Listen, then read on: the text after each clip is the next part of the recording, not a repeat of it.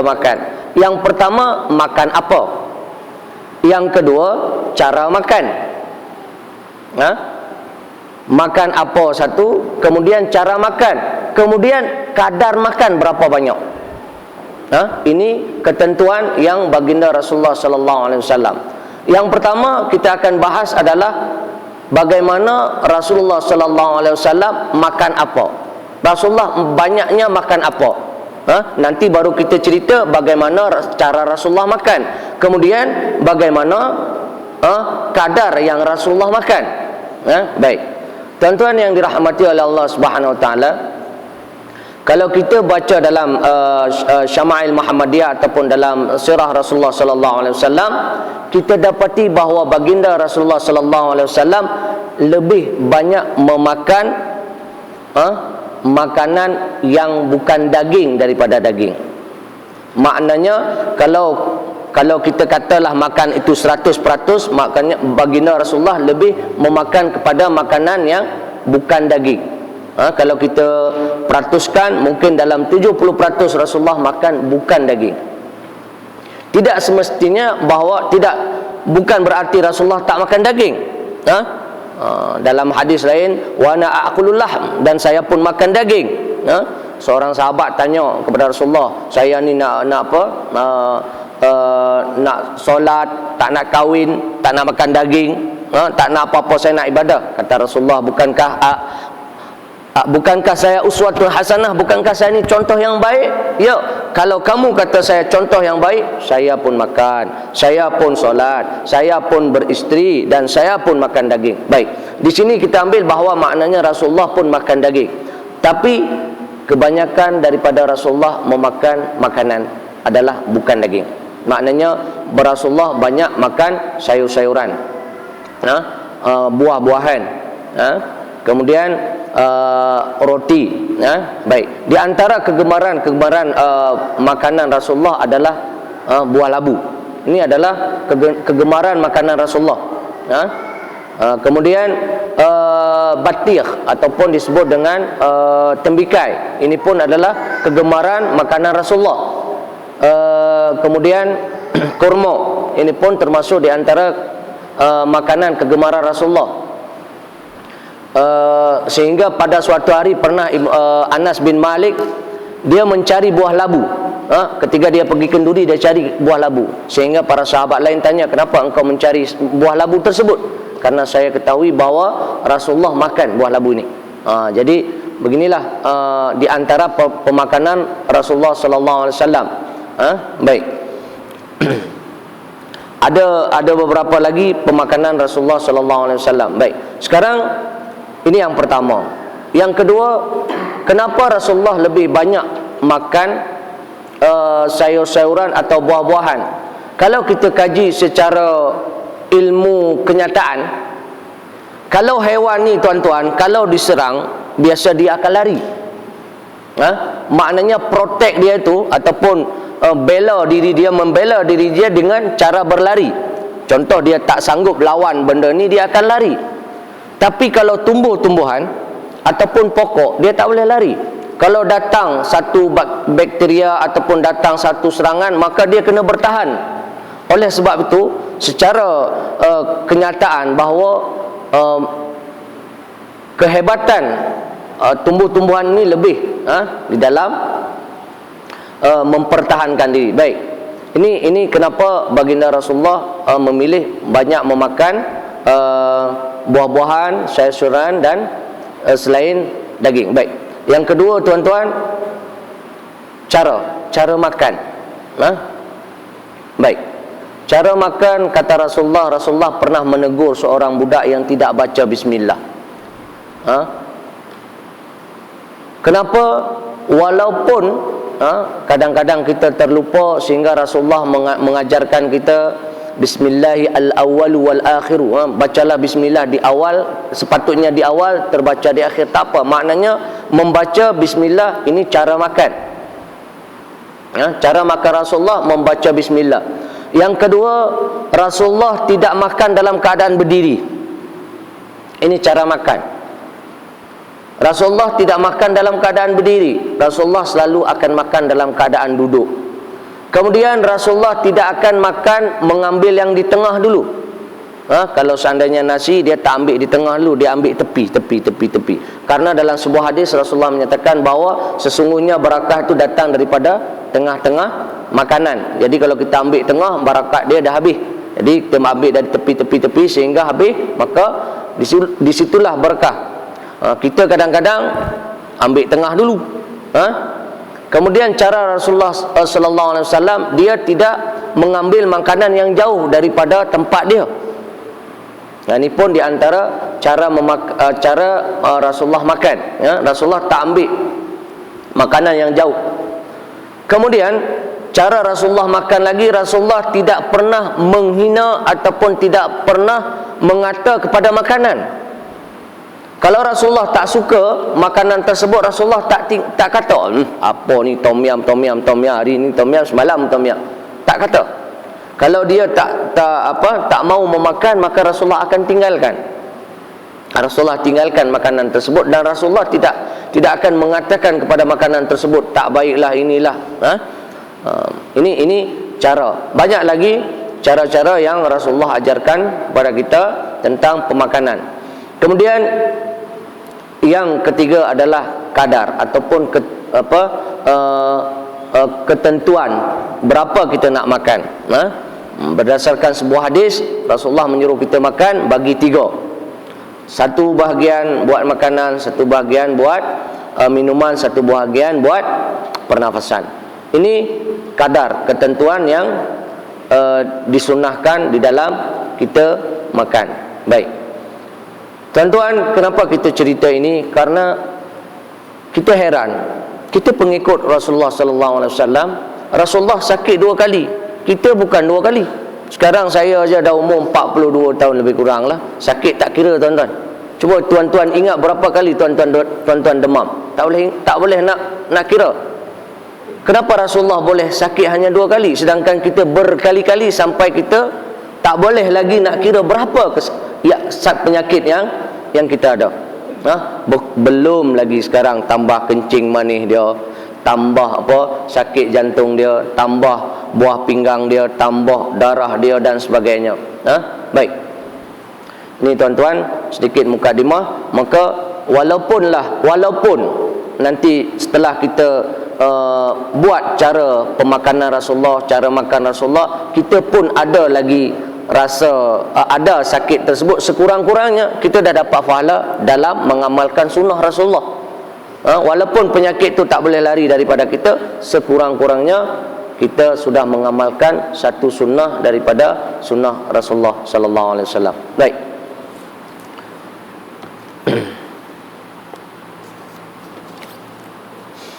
Baik, kita sambung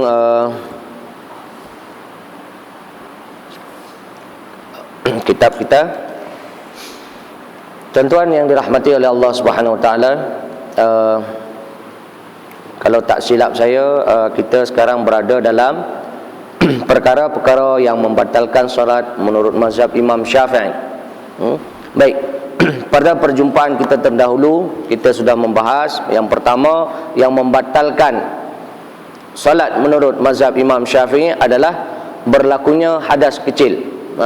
Maknanya segala sesuatu yang membatalkan hadas kecil, bahasa mudahnya sesuatu yang membatalkan wuduk, maka dia otomatik membatalkan solat.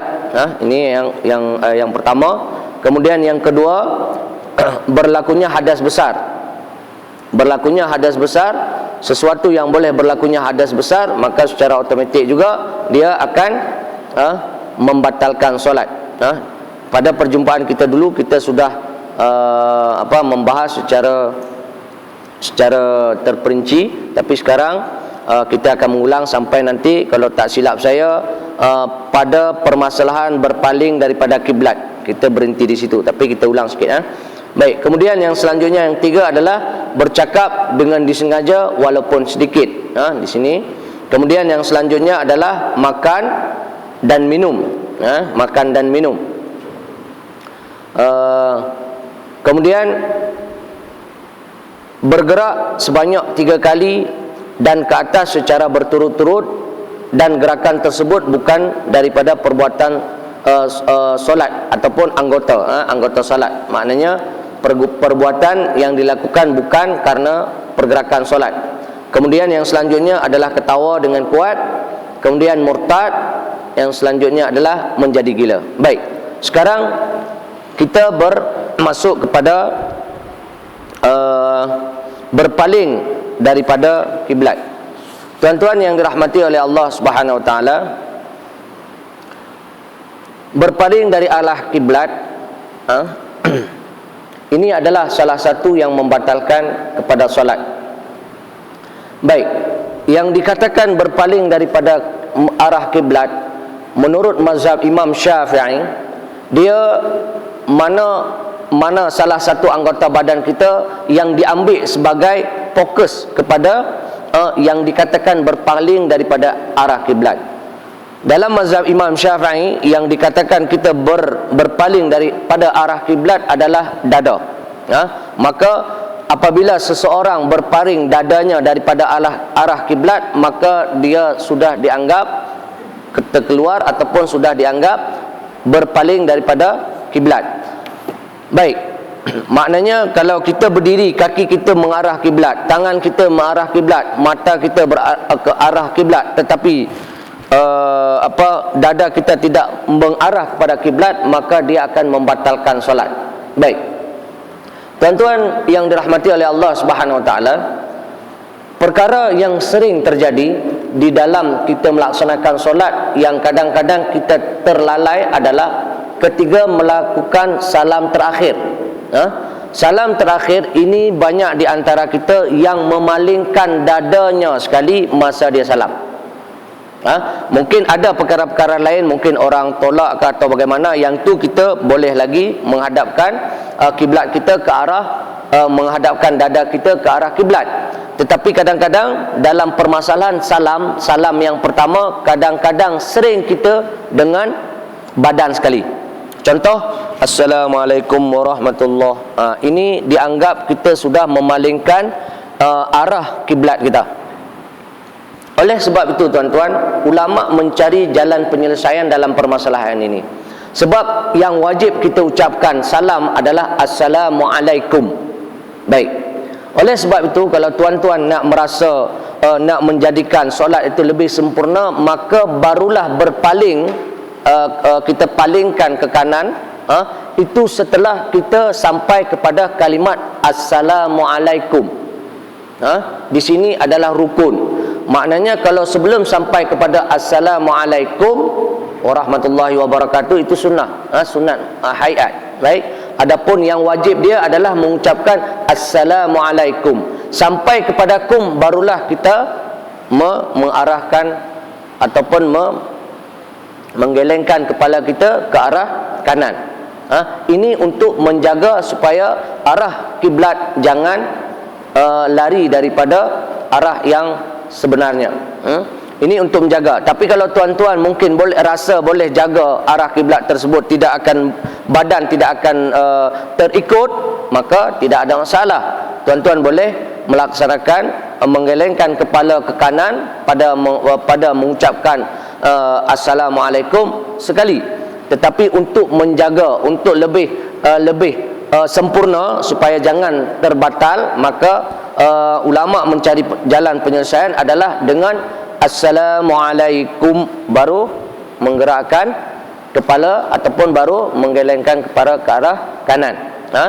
Assalamualaikum warahmatullahi. Ini cara yang sempurna. Maknanya kita sudah menyelesaikan rukun dalam solat. Dan kalaupun seandainya badan kita ataupun dada kita teralih sedikit, maka tidak lagi membatalkan kepada solat kita. Baik, tuan-tuan yang dirahmati oleh Allah Subhanahu Wa Taala, dalil menghadap kiblat ini adalah di dalam surat Al-Baqarah ayat 150. A'udzubillahi minasyaitonirrajim. Wa min haitsu kharajta fawalli wajhaka syatral masjidil haram wa haitsuma kuntum fawallu wujuhakum syatrah lialla yakuna lin-nasi 'alaikum hujjah. Maknanya, dan dari mana sahaja engkau keluar untuk mengerjakan solat, maka hadapkanlah mukamu ke arah Masjidil Haram, iaitu Kaabah, dan di mana sahaja kamu berada maka hadapkanlah muka kamu ke arahnya agar tidak menjadi alasan manusia, maknanya manusia menentangnya. Baik, ini adalah dalil yang menyatakan bahawa seseorang dalam melaksanakan solat dia kena menghadap kepada arah kiblat. Tuan-tuan yang dirahmati oleh Allah Subhanahu Wa Taala, kalau kita berada di depan Kaabah, kalau kita berada di depan Kaabah, tidak sunnah hayat seseorang itu melihat ke Kaabah. Tidak sunnah seseorang itu melihat ke Kaabah dalam dia solat. Dia lebih sunnah melihat ke arah sujud. Jangan nanti kadang-kadang kita pergi umrah ataupun pergi haji, kita berdiri di depan Kaabah, kemudian kita pun memandang kepada arah Kaabah. Tidak sunnah hayat. Sunnah hayat dia adalah walaupun kita berada di dalam Kaabah, berada di depan Kaabah, sunnah hayat dia adalah kita memandang kepada arah sujud. Maknanya kadang-kadang kita ingat dah depan Kaabah, kita kena tengok Kaabah sebab itu kiblat.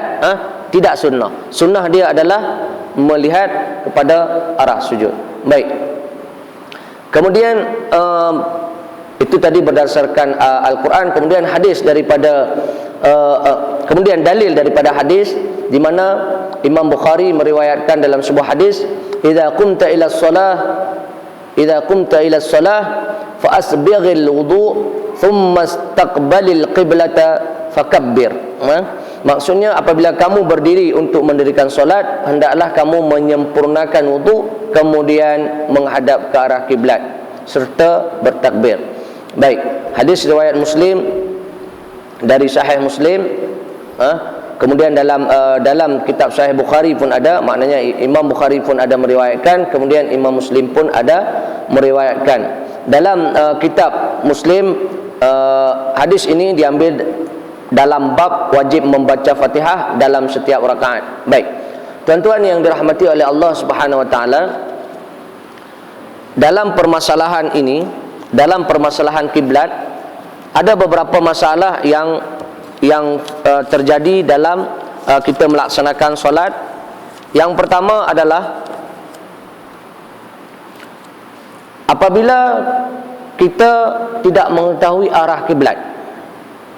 Ini yang pertama, apabila kita tidak mengetahui arah kiblat, bagaimana kita nak melaksanakan solat? Baik, seseorang yang tidak mengetahui ke mana arah kiblat, maka dia wajib berijtihad. Dia ijtihad sendiri. Maknanya dia yakin ke arah mana dia solat. Kalau seandainya ada dua orang yang berlainan ijtihad dia, yang satu mengatakan ke arah sana, yang satu mengatakan ke arah belakang, maka kedua-dua orang ni tidak boleh mengikut satu dengan yang lain. Maknanya yang ni tak boleh berjamaah. Yang saya yakin ke sana, saya kata tak, saya yakin ke sana, maka yang seorang kena solat ke sana, yang satu lagi kena solat belakang. Kalau ada 4 orang, dia yakin semua, satu yakin ke sana, satu lagi yakin ke sana, kerana dengan ijtihad tadi, satu lagi yakin ke sana, satu lagi yakin ke sana, maka keempat orang tersebut pun tidak boleh melaksanakan solat secara berjamaah. Maka dia kena melakukan ijtihad masing-masing di dalam solat tersebut. Kemudian dalam masa solat dia, tiba-tiba dia rakaat pertama solat, tiba-tiba dia kata dalam ijtihad dia tadi, saya yakin ke arah kiblat, ke arah sana, contoh ke arah depan. Rakaat pertama, tiba-tiba datang rakaat kedua, dia kata bukanlah ke belakang, maka dia secara automatik kena berbalik ke arah belakang. Dia tidak boleh melanjutkan ijtihad yang pertama tadi.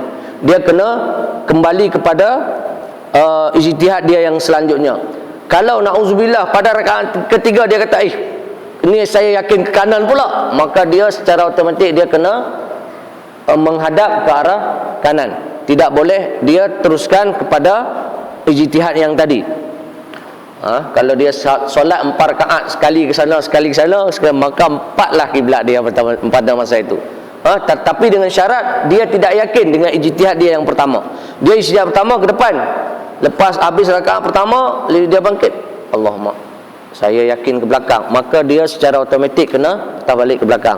Begitu juga ke kanan ataupun ke kiri. Ini dalam permasalahan apabila seseorang tidak mengetahui arah kiblat. Baik, dalam permasalahan seseorang sudah melakukan solat, tetapi tiba-tiba orang kata, "Ustaz, tadi ustaz dah solat dah, tapi arah kiblat salah."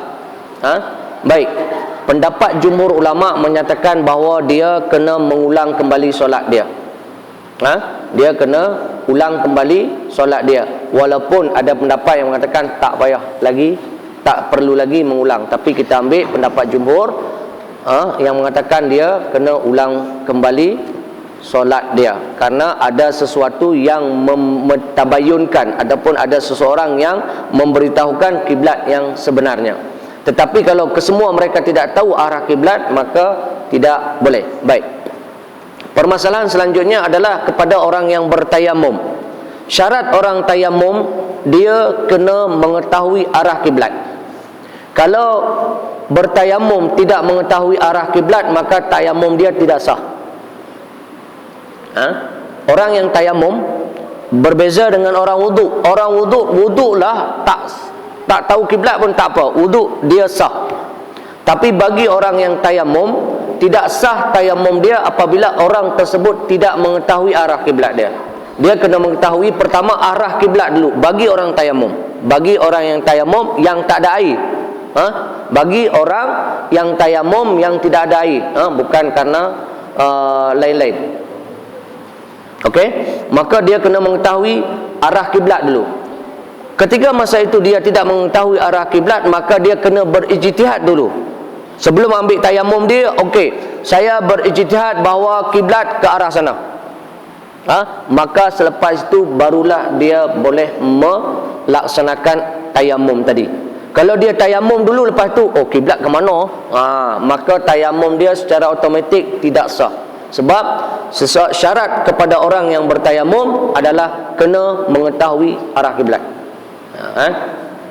Baik, ini permasalahan-permasalahan yang terjadi di dalam menentukan arah kiblat. Baik,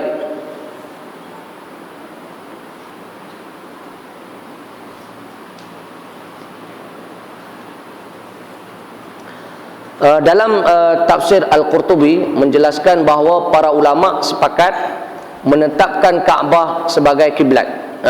Maknanya tidak ada kiblat lain selain Kaabah yang mesti dihadapkan ke arahnya ketika solat. Ini sepakat ulama. Dalam tafsir Al-Qurtubi menyatakan bahawa sepakat ulama, tidak ada yang ikhtilaf, tidak ada yang mengatakan bahawa boleh kita menghadapkan ke arah lain, tidak ada. Baik, dalam permasalahan lain adalah solat sunat. Solat sunat dalam kenderaan. Bagaimana kita nak melaksanakan solat sunat dalam kenderaan? Karena Rasulullah sallallahu alaihi wasallam yusalli fi rahilah. Karena Rasulullah pernah solat di atas kenderaan. Seorang sahabat, raaitu Rasulullah sallallahu alaihi wasallam yusalli fi rahilah. Hadis dia menyatakan bahawa Rasulullah pernah melaksanakan solat sunat di atas kenderaan, di atas unta. Maknanya solat sunat di atas kenderaan pernah dilakukan oleh baginda Rasulullah sallallahu alaihi wasallam. Di sini permasalahan dia adalah arah kiblat. Arah kiblat karena kenderaan kita yang kita bawa ini adalah tidak semestinya selalu ke arah kiblat. Dia pasti akan sekali ke kiri dan mungkin sekali ke kanan. Baik, Rasulullah sallallahu alaihi wasallam ketika nak solat sunat atas kenderaan ataupun atas unta, maka masa mula takbir Rasulullah sallallahu alaihi wasallam akan menghadapkan untanya ke arah kiblat. Kemudian Rasulullah takbir, setelah itu jalan kemanapun arah dia, maka Rasulullah tidak lagi menghadap kiblat. Ini permasalahan kepada solat sunat. Sebab itu tuan-tuan, kalau tuan-tuan nak solat sunat atas motor boleh. Tuan-tuan nak solat sunat atas motor boleh. Tiba-tiba kita keluar kerja pukul 3, jam atas jembatan, air sembahyang pun ada, kita boleh melaksanakan solat. Boleh melaksanakan solat di atas kenderaan kita, di atas motor kita ataupun di atas kereta kita. Dan yang ini ada dilakukan oleh baginda Rasulullah sallallahu alaihi wasallam di atas unta. Tapi Rasulullah tidak pernah melaksanakan solat sunat witir di atas unta. Sebab tu kalau kita ikut mazhab lain seperti mazhab Abu Hanifah menyatakan, sebab dalam mazhab Abu Hanifah dia ada perbezaan antara al-fard dan wajib. Kalau kita fardu juga wajib, wajib juga fardu, tapi di dalam mazhab Abu Hanifah dia ada beza antara fardu dan wajib. Solat maghrib itu adalah solat fardu, tapi solat witir adalah wajib. Maknanya kalau seseorang itu tidak ada alasan, tidak ada satu keadaan yang menentukan bahawa dia untuk meninggalkan witir, maka dia kena solat. Sebab kenapa wajib? Sama juga dengan berkorban. Dalam mazhab Abu Hanifah, berkorban korban kambing ke apa dalam raya korban itu adalah wajib. Sebab tu mereka kena buat. Kalau tidak ada hal, maka mereka kena buat. Berbeza dengan fardu. Dalam mazhab Imam Syafi'i, fardu itulah wajib, wajib itulah fardu. Tetapi ada juga dibezakan. Mana masa kita melaksanakan haji. Masa kita melaksanakan haji, ada yang disebut fardu haji, ada yang disebut dengan wajib haji. Imam Syafi'i pun terpaksa membezakan antara wajib dan fardu pada permasalahan haji. Sebab tu kalau kita pergi haji, kita kena tahu mana yang fardu haji, mana yang wajib haji. Wajib haji kita boleh ganti dengan dam. Fardu haji tak boleh ganti. Tak dapat fardu, tak sah terus haji tersebut. Kita wukuf di Arafah, tak boleh saya nak ganti 10 kambing, tak jadi. Kita kena ada di Arafah walaupun seminit. Yang baki dia sepatutnya sampai terbenam matahari, tapi kita tak sakit ke ataupun macam mana, tak boleh, terpaksa, maka dia kena masuk juga di dalam Arafah, tak boleh, kerana sebab itu al-hajju Arafah, kata Rasulullah, haji itu Arafah. Barang siapa yang tak pernah pergi ke Arafah pada masa 9 Zulhijjah, maka tidak ada haji baginya, tak ada haji. Bila masa dia? Lepas zawal. Baik, ini kita nak cerita bahawa Imam Syafi'i pun terpaksa membuat perbezaan antara wajib dan fardu. Baik. Kemudian permasalahan yang selanjutnya dalam arah kiblat adalah orang yang selalu bermusafir pada time solat. Contoh, kereta api bertolak pukul 6.30, maghrib pukul 7, contohlah 7.30. Ataupun kita katalah zuhur, kereta api bertolak pukul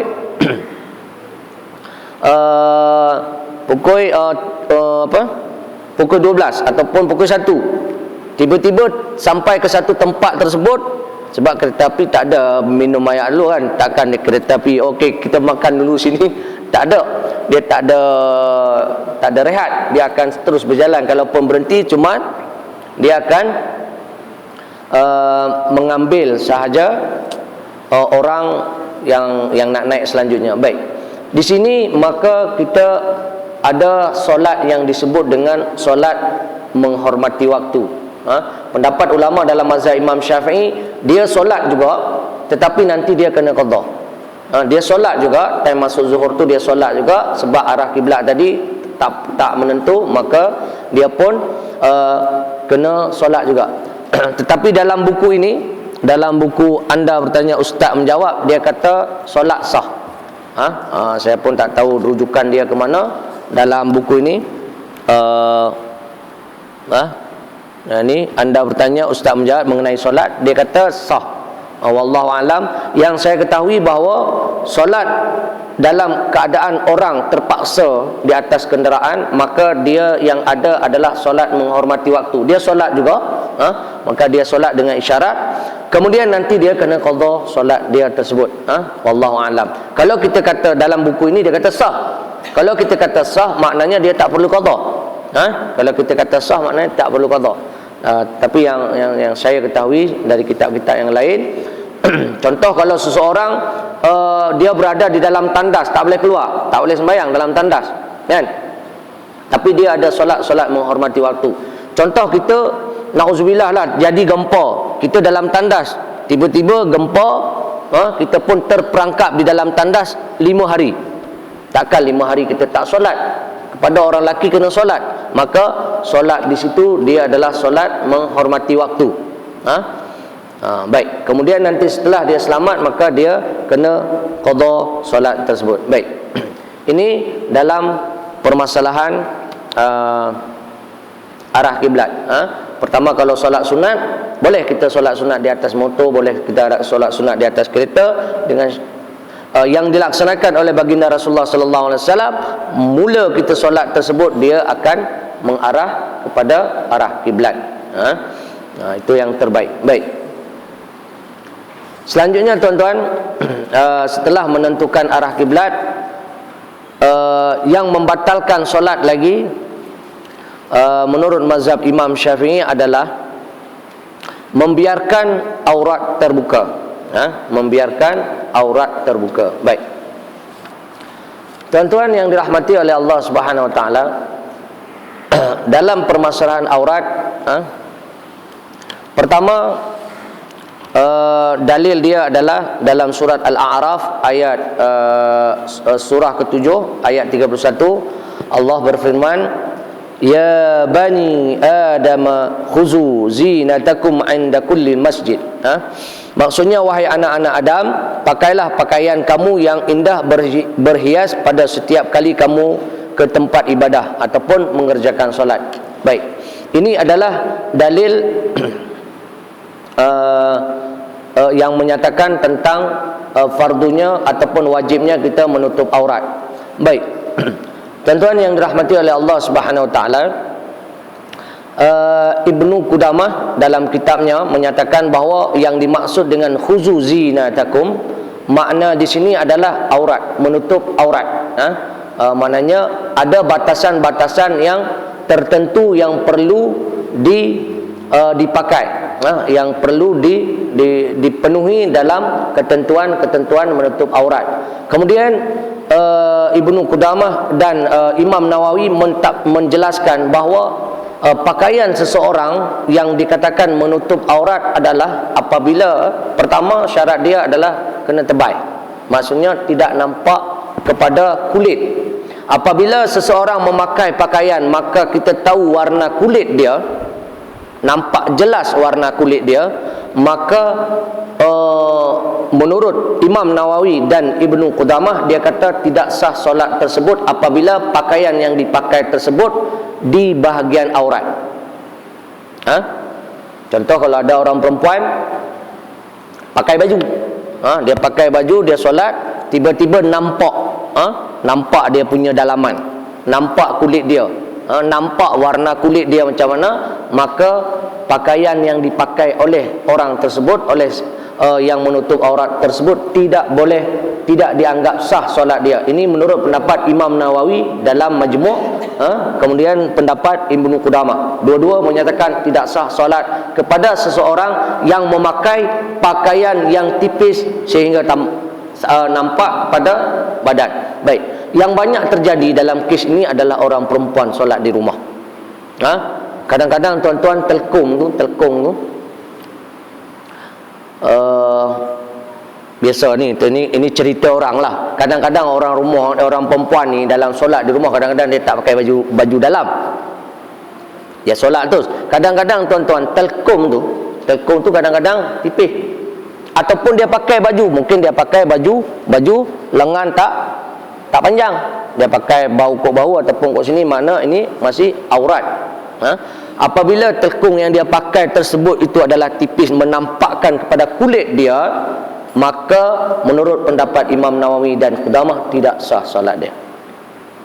Ini yang pertama tentang penafsiran ataupun tentang aurat, tentang baju yang dipakai. Baik. Kemudian dalil yang kedua adalah daripada sabda Rasulullah sallallahu alaihi wasallam yang diriwayatkan oleh Abu Daud dalam Sunan Abu Daud, kitab bab solat, bab wanita tanpa tutup kepala. Baik, di sini dalam hadis ini Rasulullah sallallahu alaihi wasallam mengatakan bahawa la yuqbalullahu salata haidin illa bi khimar. Maksudnya tidak diterima solat wanita yang telah haid baligh melainkan dengan menutup kepala. Maknanya kepala ini adalah termasuk aurat kepada perempuan. Kemudian dalam hadis Rasulullah sallallahu alaihi wasallam yang lain, ya Asma, innal mar'ata idza balagatil mahyid lam tasluh ayyura minha illa hadha wa hadha, wa asyara ila wajhihi wa kaffaihi. Wahai Asma, seorang wanita itu apabila sudah sampai kepada baligh, dia tidak boleh lagi mendedahkan aurat, melainkan ini Rasulullah menunjukkan tangannya, menunjukkan wajah dan kedua tangannya. Okey, dalam permasalahan tangan di sini terjadi ikhtilaf fuqaha dalam batas tangan. Apakah telapak tangan saja ataupun boleh menampakkan apa ni? Kalau ini dalam, yang ni luar. Tak tahu nak sebut pun susah. Tak apalah. Okey. Dalam mazhab Imam Syafi'i mengatakan tapak tangan. Maknanya orang perempuan tak boleh nampak yang ni. Tapi dalam jumhur ulama menyatakan yang dimaksud dalam hadis ini adalah sampai pergelangan tangan. Maknanya boleh nampak ini dan ini. Baik. Maknanya kita yang mengikut Imam Syafi'i dalam solat, maka kita jaga tapak tangan saja yang boleh nampak dengan muka. Tetapi kalau dalam keseharian, maknanya boleh nampak pada sini dan sini. Ini menurut pendapat ulama yang jumhur ulama menyatakan bahawa yang dimaksud di dalam hadis ini adalah tapak dan luar. Sebab itu jangan heran tuan-tuan kalau tuan-tuan pergi ke negara-negara Arab, dia orang solat tak pakai telkum. Kita ingat kalau tak pakai telkum tak sah sembahyang. Yang ni pun penyakit. Tak pakai telkum tak sah solat. Telkum itu bukan syarat sah solat. Bacalah kitab mana-mana tak ada telkung. Yang ada telkung kawasan kita saja. Belah-belah Indonesia, Malaysia, Thailand, yang ada telkung. Pergi ke Arab tak ada. Jadi tuan-tuan kalau tak ada pergi ke masjid mana-mana ke Arab tu, tak akan jumpa ada telkung dia bagi kat tepi surau ke ataupun kat tempat wanita tu, tak ada. Kalau kita sini ada. Kemudian ni satu lagi, kain plekat. Kain plekat tuan-tuan, kalau di negara Arab itu, minta maaf tuan-tuan, kain plekat digunakan untuk orang berhubungan suami isteri. Jadi kalau kita pergi kain plekat, pergi kat masjid dan kat surau, orang merasa heran sikitlah. Jadi sebab tu kalau tuan-tuan nak pakai jubah aja, kerana pergi negara-negara. Tapi Saudi dia orang dah tahu. Kalau di Saudi dah tahu. Tapi kalau tuan-tuan pergi kat Mesir, tuan-tuan pakai plekat macam ni, biasa orang tengok. Ini apa jadi ni? baru selesai ke apa cerita? Itu biasa, kebiasaan orang di sana. Jadi sebab tu kadang-kadang kita tak pakai apa plekat macam tak sah sembahyang. Sebenarnya bukan plekat yang sah tak sah solat. Jadi kadang-kadang kita punya cara. Baik. Ini tuan-tuan. Baik. Kemudian dalam permasalahan aurat, dia akan ada aurat dibagi kepada aurat yang besar dan aurat yang kecil. Ini pening sikit. Ada ke ustaz aurat besar, aurat kecil? Ada. Apa guna dia? Guna dia sah dan tidak sahnya salat apabila aurat tersebut terbuka. Okey. Aurat besar adalah kemaluan. Sama ada kemaluan orang lelaki ataupun kemaluan orang perempuan. Hukum dia, apabila kemaluan tersebut terbuka, sama ada kita sengaja atau tak sengaja nampak, maka automatik solat tersebut batal. Sengaja ke tak sengaja, tiba-tiba kita tak, na'udzubillah lah, orang tak pakai spanduk, pakai pelekat, solat tepi bendang, angin kuat ataupun tepi laut, dia bagi sekali terangkat, nampak benda tersebut, maka secara automatik dia tidak sah solat tersebut. Tapi dia pakai spanduk, nampak paha adalah aurat kecil. Okey, Selain daripada itu adalah aurat kecil. Apabila aurat kecil tersebut terbuka dengan tidak sengaja dan kita tutup secara cepat, maka tidak batal lagi solat. Tuan-tuan, solat pakai seluar pendek, aurat nampak lah kan, sebab seluar pendek, seluar bola ke apa, ataupun ada pakai spender lah, mudah pakai spender. Tiba-tiba solat di tengah di tepi laut, angin punya kuat, angkat kita punya plekat, kain plekat, nampak paha kita, tapi kita tutup balik, maka solat kita tidak batal lagi. Itu pengaruh dia. Sebab itu ulama membagikan kepada ada aurat besar dan ada aurat kecil. Apabila aurat besar nampak, tak ada cerita. Sebab tu kalau solat pakailah spender. Kalau kes na'udzubillah terjadi seperti ini, maka tidak selamat, masih adalah selamat solat tersebut.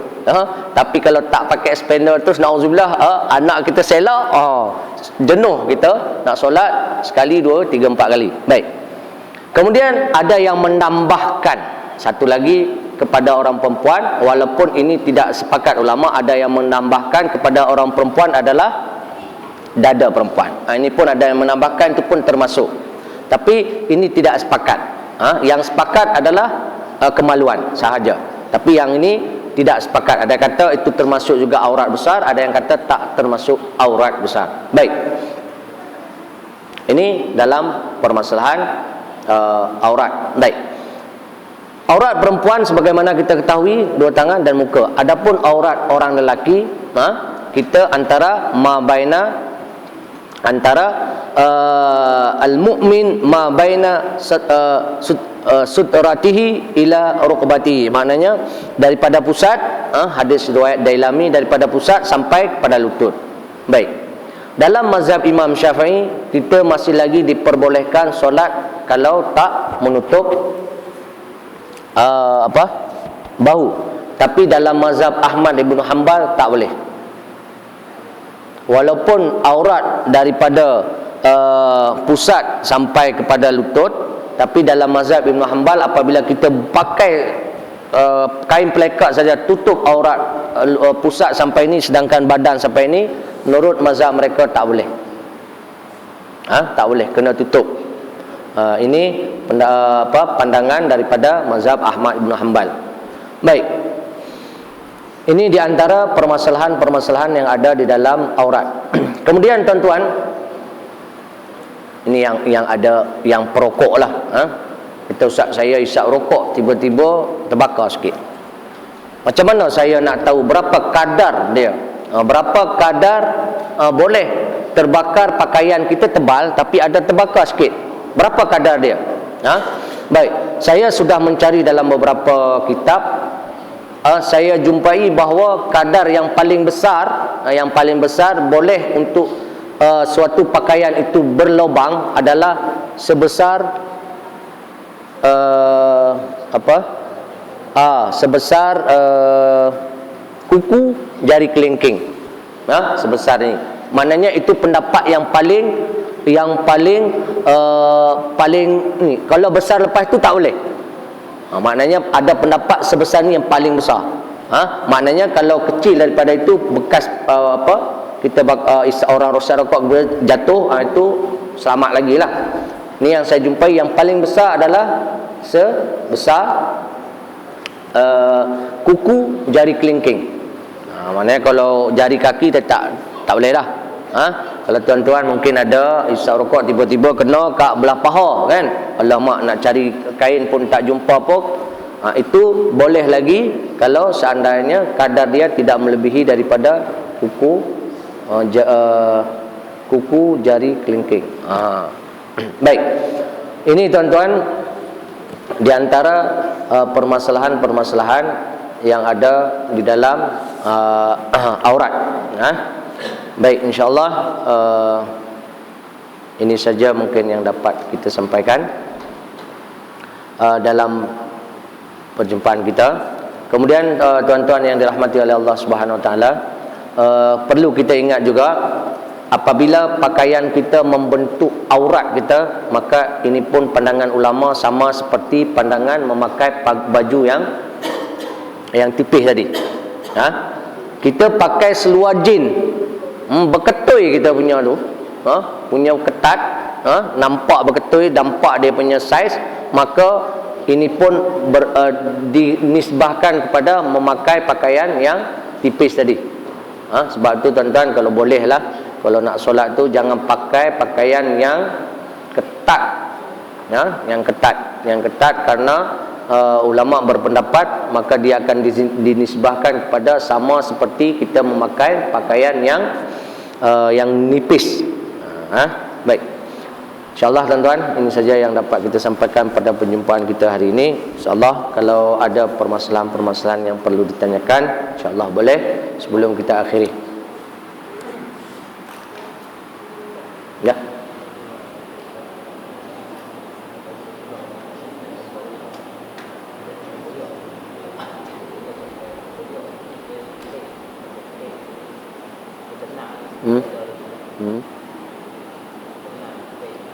Ya.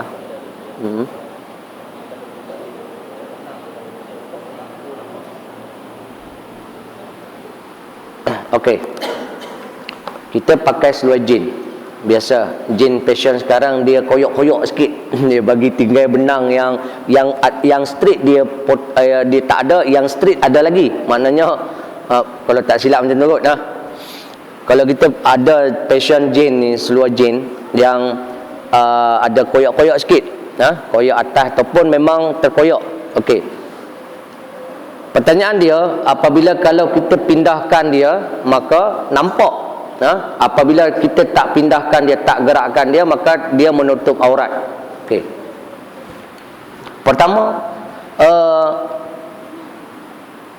Pertama kita lihat besarnya. Besarnya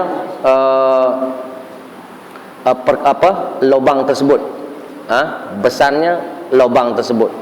Yang kedua, kalau besarnya besar, kira lubang dia besar daripada kuku sikit, maka tak ada masalah. Sebab kenapa? Kalau besar daripada kuku sikit, maknanya kalau terbuka pun dia tak sampai kepada tahap kuku. Ini kalau besar seperti tangan macam ni, kita lihat dulu di mana dia berada. Kalau dia berada memang betul-betul di aurat yang di atas lutut dan di bawah ini tadi, di bawah di paha lah, kita kata di paha, dan pergerakan kita boleh menampakkan dia punya aurat, maka ini boleh dikatakan kita secara sengaja memakai pakaian yang tidak menutup aurat. Okey, baik. Kalau besar, maka kalau dengan pergerakan kita tadi dia boleh menampakkan aurat melebihi daripada kadar yang ditentukan tadi, maka perkara tersebut boleh membatalkan solat. Boleh membatalkan solat. Kecuali mungkin kita ada seluar dalam. Antara mungkin kita pakai seluar bola ke atau apa, jersey bola, kita pakai, mungkin tempat dia antara seluar kita dengan tu. Jadi tak berapa pasti adakah terbuka atau tak terbuka, maka dalam keadaan ini maka boleh lagi, tidak batal lagi kepada solat. Tapi kalau sudah di tempat yang aurat tadi memang nampak, itu boleh membatalkan kepada solat sebab sudah dianggap sudah membuka aurat. Okey. Baik, mungkin itu saja yang dapat saya sampaikan. Baik, ada lagi?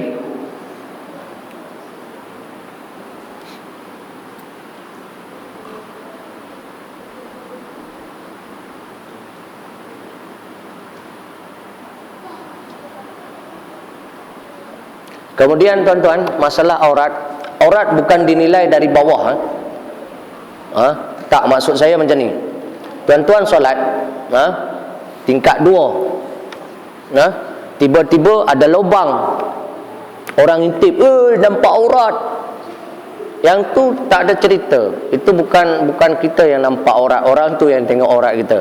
Maknanya solat kita tidak ada masalah. Kita solat di tingkat 2. Contohlah rumah 2 tingkat, kayu pula tu. Mungkin ada celah-celah tu, sehingga masa kita berdiri di atas kayu tersebut menampakkan aurat kita kalau dilihat dari bawah. Tak batal solat. Ataupun kita solat biasa tuan-tuan, mozaik sekarang ni cantik-cantik dan berkilat-kilat. Kita pakai plekat tuan-tuan, orang duk sembahyang belakang nampak kita guna spender kadang-kadang. Yang tu pun tidak dianggap dia membatalkan. Jangan nanti kita tengok atas mozaik tu, nampak aurat batal. Tak batal. Penilaian kita adalah ketika dia berdiri maka tertutup. Berdiri tertutup aurat tak? Tutup, maka selesai. Bukan kita lihat daripada contoh kita pergi bawa, na'udzubillah ni ada orang gila ke dia masuk ke bawah kain kita, dia kata aurat. Tak batal. Tak batal solat seseorang apabila dilihat oleh seseorang yang lain dengan cara yang di bawah. Tapi kalau seandainya terbuka masa dia berdiri memang tak sampai, maka batal. Baik. Okey, ada yang lain?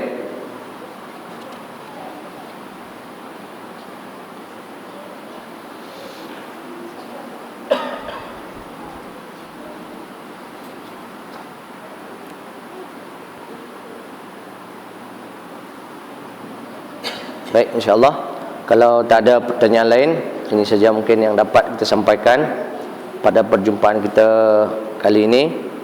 Insya-Allah banyak lagi yang kita belum bahas dalam permasalahan yang membatalkan solat. Maknanya kita sekarang sudah telah membicarakan pertama berlakunya hadas besar ataupun hadas kecil, yang kedua, yang ketiga bercakap, yang keempat makan minum, bergerak lebih, kemudian ketawa, murtad, menjadi gila, kemudian berpaling dari arah kiblat, kemudian membiarkan aurat terbuka. Baik. Ini saja, insya-Allah pada perjumpaan kita yang akan datang kita akan membicarakan menjadi makmum kepada imam yang tidak sah solatnya. Contoh seperti orang kafir ataupun orang yang tidak sah solatnya. Orang Islam, dia pun mengaku Islam tapi Syiah. Kita solat belakang dia, akidah dia tak betul. Ataupun kita solat di belakang pengikut Ibrahimiyah, Abraham. Sekarang aliran-aliran teruk-teruk, kita sakit kepala nak hafal dia orang ni. Solat sama, akidah aja beda. Solat sama, Jumaat sama, semua sama. Yang Ahmadiyah tu, Ahmadiyah di Indonesia sekarang bermasalah. Sekarang lagi baru-baru ini Kementerian Kementerian Agama Indonesia sudah memberikan izin kepada pengikut Syiah untuk dituliskan di kad pengenalan mereka adalah beragama Muslim, beragama Islam. Bahaya tuan-tuan. Kalau di Pakistan orang Syiah dia tulis Syiah, agama Syiah. Yang kita Sunni agama Islam, ataupun Muslim. Tapi kalau yang Syiah dia tulis agama Syiah. Okey, ada perbezaan. Di Indonesia baru-baru ini kumpulan-kumpulan ahlu sunnah mempertahankan kalau mereka nak pun diluluskan Syiah di sana, maka buat mereka itu sebagai agama baru. Jangan bubuh mereka kad pengenalan mereka adalah Islam. Sebab kenapa? Ini akan membahayakan kepada pengikut yang lain. Tapi baru-baru ini sudah diluluskan. Bahaya tuan-tuan. Sebab tu pening juga politik. Politik itulah, politik nak mempertahankan satu masalah memang kena ada korban. Jadi satu kerugian lah bagi umat Islam sekarang di Indonesia, sebab mereka sudah diluluskan beragama Islam. Sebenarnya hari itu kita tak bagi. Kalaupun nak diluluskan mereka sebagai satu ajaran ataupun satu agama di sana, buat agama Syiah. Jadi mudah kita nak kenal dalam kad pengenalan agama Syiah. Tapi lebih seperti Malaysia, alhamdulillah terus kerajaan punya satu ketegasan haramkan terus. Ini adalah satu yang baik. Jadi tidak buat kita umat Islam jadi masalah. Sekali lagi masalah dia adalah bagaimana kita nak ikut ni. Kalau seandainya dia jadi imam, ni membatalkan kepada solat kita. Dalam mazhab Syiah mereka solat di belakang ahli sunnah mereka dapat pahala, tapi solat tak sah. Kalau kita tak dapat pahala dan tak sah. Ahli sunnah kalau ikut di belakang Syiah tak sah dan tak dapat pahala. Kalau mereka dia lain, dia ada taqiyah. Taqiyah maknanya dia berdiri di belakang ahli sunnah dapat pahala, tapi dia sembahyang tak sah. Dia akan ikut semua pergerakan tapi dia tidak berniat mengikut imam kepada orang ahli sunnah wal jamaah. Ini di antara cara mereka beribadah. Bila kita tahu mereka itu tidak ikut kita, kalau seandainya kita melaksanakan sujud sawi, contoh. Ini ada beberapa Syiah biasa dia tak ikut sujud sawi. Sebab kenapa? Mereka tak ikut kita. Di situ kita baru kita sedar bahawa ada. Ini bukan berarti nak kata bahawa orang yang tak sujud sawi di sini Syiah.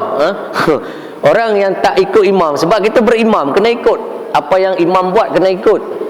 Kena ikut apa yang imam. Kalau imam sujud sawi, kita kena sujud sawi. Tak boleh kita tak sujud sawi. Imam yang lupa, saya tak lupa ustaz. Tak, kita kena ikut imam sebab kita berimam.